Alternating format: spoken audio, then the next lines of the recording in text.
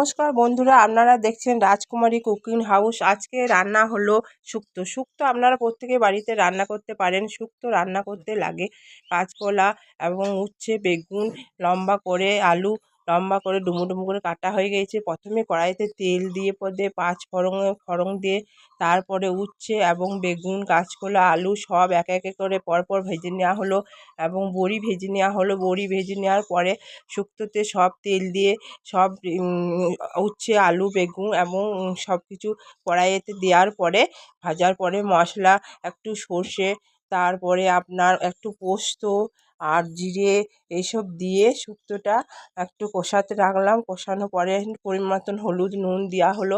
দেওয়ার পরে আমরা নাড়াতে থাকলাম এবং এখন গ্রীষ্মকালে এখন তো ডাঁটা পাওয়া যায়, সজনে ডাঁটা, ওই ডাঁটা দিয়ে শুক্তো রান্না করা।